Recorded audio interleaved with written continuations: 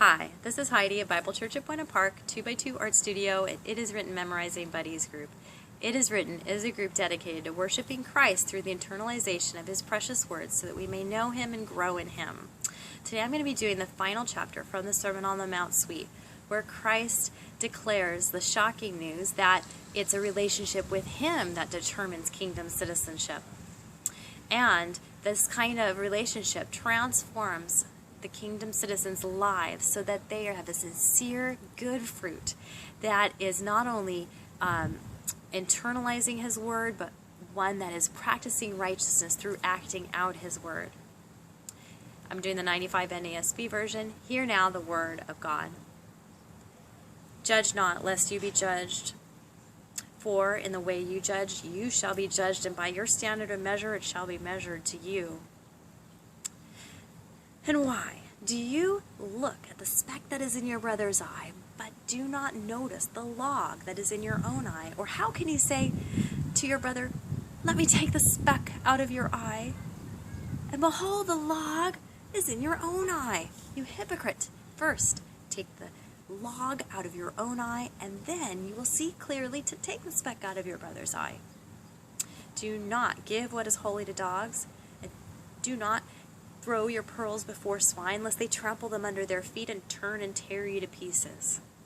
Ask, and it shall be given to you. Seek, and you shall find. Knock, and it shall be opened to you. For everyone who asks receives, and he who seeks finds, and to him who knocks it shall be opened.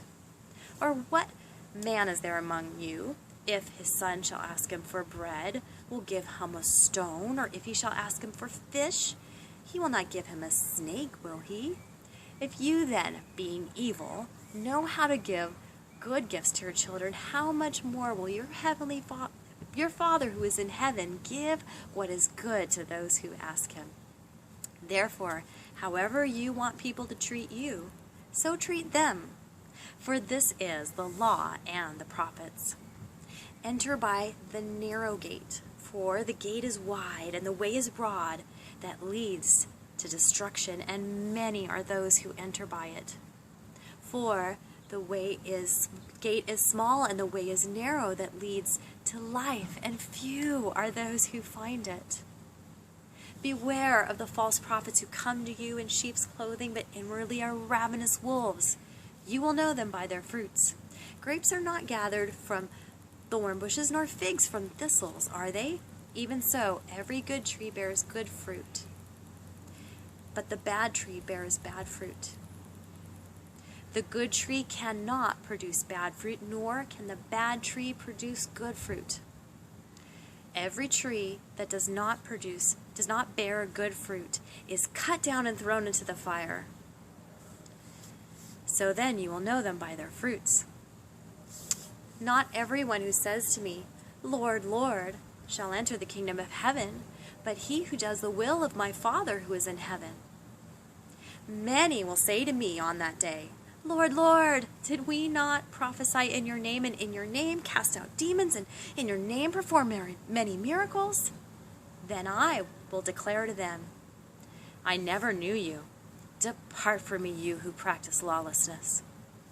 Therefore, whoever hears these words of mine and acts upon them may be compared to a wise man who built his house upon the rock. And the rains descended, and the floods came, and the winds blew and burst against that house, and it did not fall, for it had been founded upon the rock. And everyone who hears these words of mine and does not act upon them will be like a foolish man who built his house upon the sand. And the rains descended, and the floods came, and the winds blew and burst against that house, and it fell, and great was its fall. The result was, when Jesus had finished these words, the multitudes were amazed at his teaching, for he was teaching as one who had authority, and not as their scribes.